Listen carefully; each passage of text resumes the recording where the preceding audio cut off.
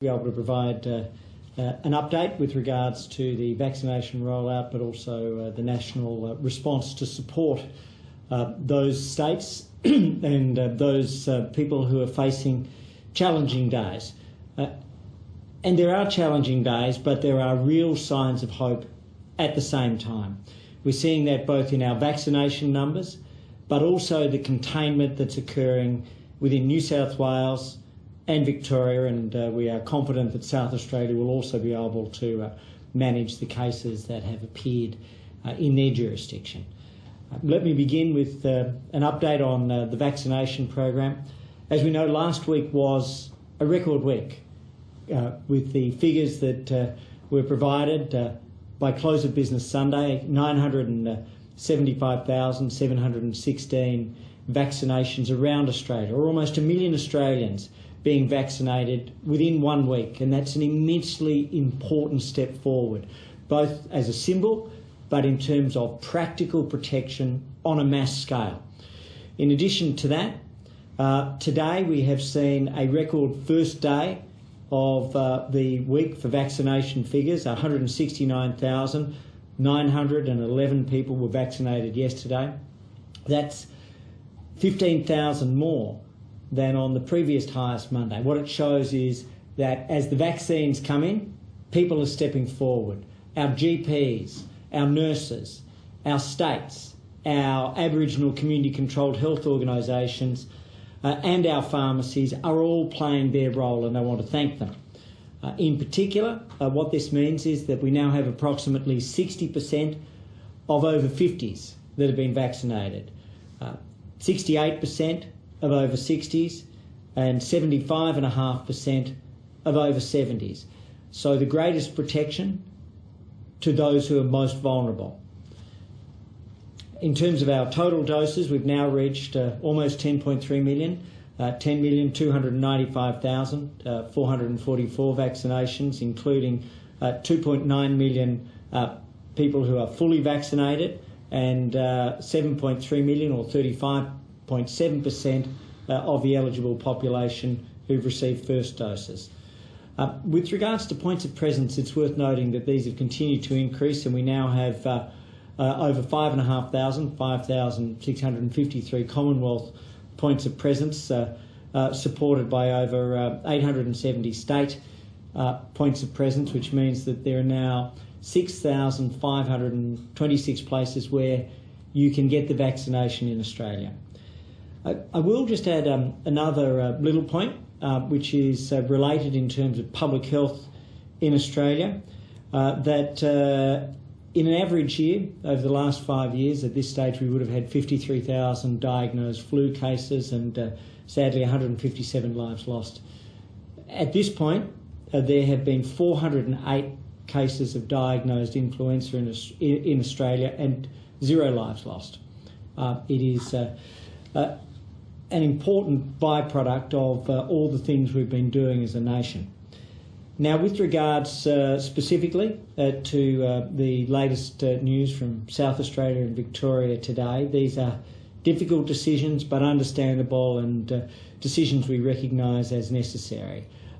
Challenging for so many people, and I know that the Chief Medical Officer has been meeting with the medical expert panel of State Chief Health Officers, and he will be considering over the course of the afternoon a Commonwealth hotspot definition within the South Australian context. He always makes the decision on the basis of the epidemiology. For example, here in Victoria, the Commonwealth hotspot definition applies to Greater Melbourne, the 3 local government areas in the Geelong region, to Shire of Moorabool, Bass Coast, and the rural city of Mildura.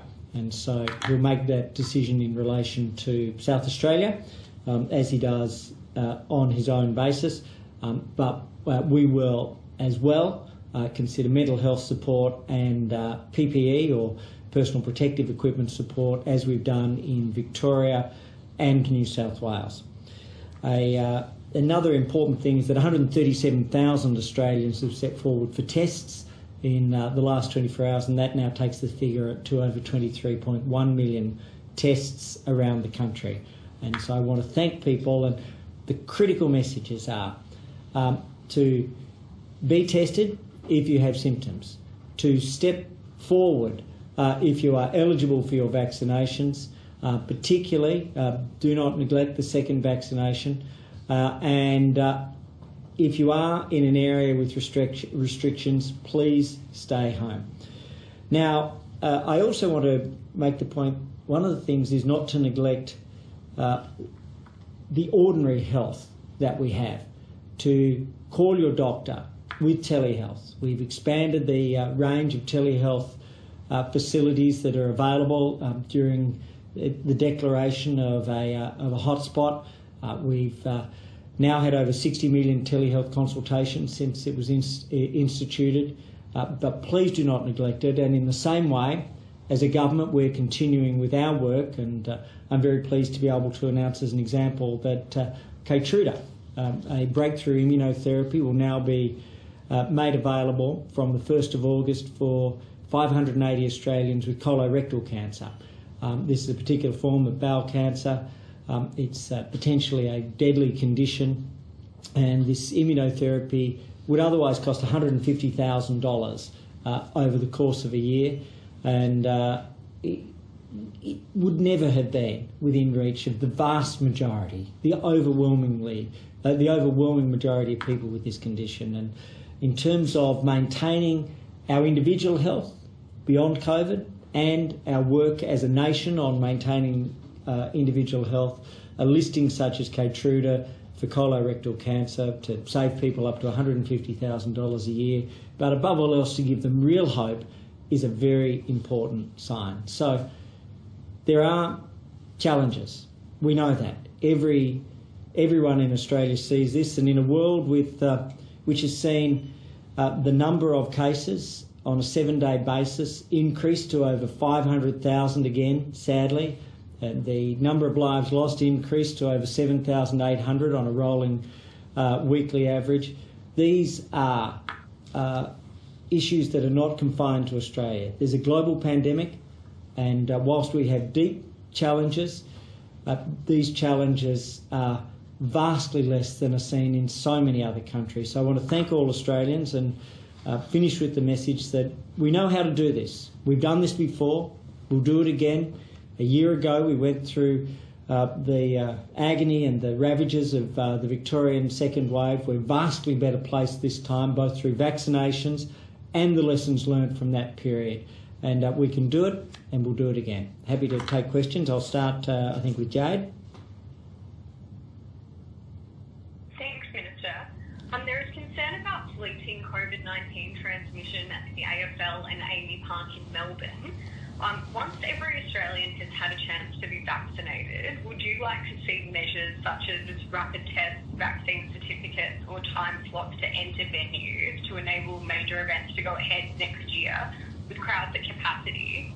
And do you expect that teachers will be prioritised for vaccines at any point in the rollout?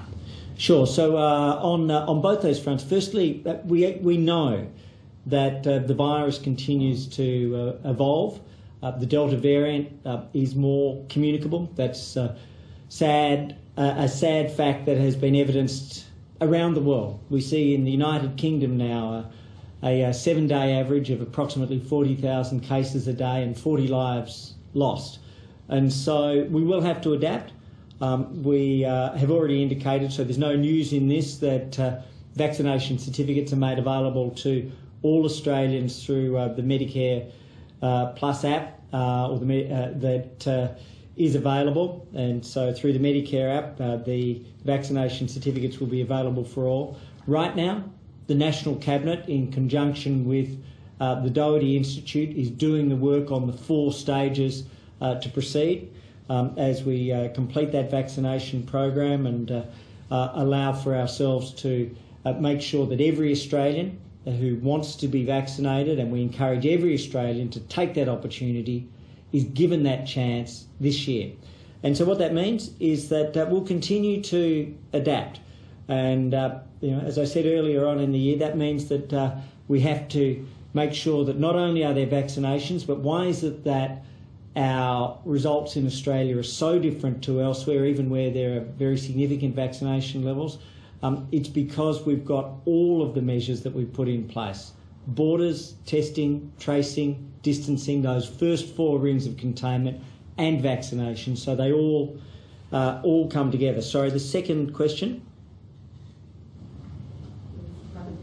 Will teachers prioritise the vaccines at any point in rollout? So that's a matter for ATAGI. What they do is that they focus on the age groups. There are many groups that have raised cases. They are assessed by the Australian Technical Advisory Group on immunisation. Around the world and in Australia, what we have done is follow the greatest risk, which has been about age-based vaccinations, and that has led, I would say, to very important results. What we see is that the number of people over 70 in Sydney who have suffered is vastly less than might have been the case when you compare it with the Victorian outbreak from a year ago, where vaccinations have been in place. They protected people, and so that vulnerability has been the principal guide overseas and in Australia, but we'll continue to follow that medical advice. On rapid antigen testing,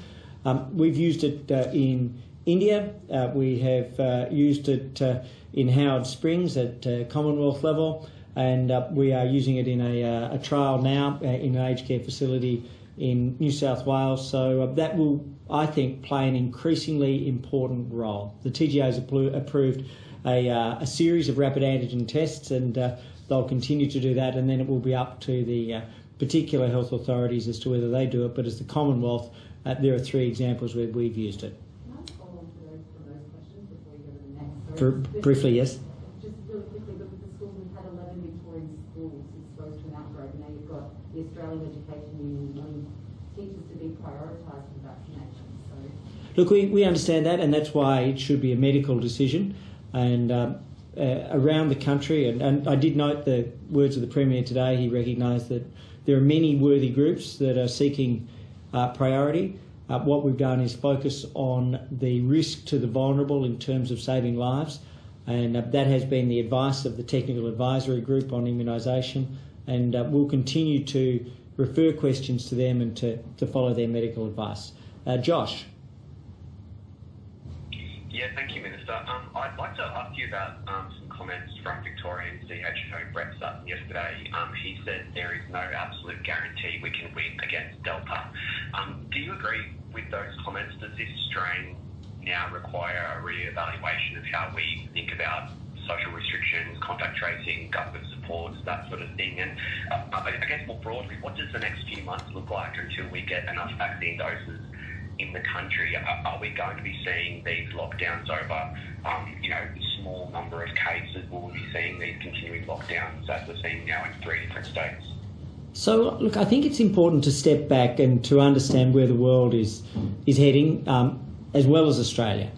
The world is dealing with something that we haven't seen in 100 years. The difference is that whilst we've had agonising losses around the world and tragic losses here in Australia, the scope and the scale between the rest of the world and Australia are immeasurably different, and we shouldn't lose sight of what has been achieved on an extraordinary level in Australia. Now, what does that mean going forwards with over 4 million lives lost, 4.1 million lives lost worldwide, and sadly, tragically, 915 here in Australia? What it means is that we'll continue to use the different rings of containment which have led to the vastly different results here in Australia. Both, first and foremost, the health results and the lives saved, 30,000 lives saved compared with the OECD average, 45,000 lives saved compared with the US or the UK by comparison. Increasingly, as vaccinations expand across the country, and they are expanding at a very rapid rate, what we see is that there is greater protection, and that will mean that we will increasingly focus on hospitalisation and preventing loss of life and will recognise that as we're seeing in parts of Europe, that there's a much stronger focus not on case numbers but on loss of life. Right now, we're going through the process of completing that vaccination program, and we passed 10 million this week. We'll pass 11 million over the course of the coming week, and 12 million, not long after that. And so those vaccination rates are increasing. So it means that we won't just strip away all of the protections at once. That was something that I said some months ago, and there was some disagreement or criticism at the time. I think that that is very much now an understood position, that borders, testing, tracing, distancing, it's a progressive step down in measures as we have the increase in vaccination rates. So, Sarah. Thanks, Minister. I just wanted to ask if you saw any merit in having a seal around Sydney until this outbreak is contained, and just to your point just now, will vaccines play any role in us clawing our way out of these particular lockdowns through, for example, prioritising vaccines to certain hotspots? So just in terms of that, we were able to provide 150,000 Pfizer to Victoria, and indeed it was a total result of increase of almost 500,000 vaccines on offer to Victoria, and with New South Wales we've matched that with regards to Pfizer, 150,000. So that is an important resource that they have, which is deployable.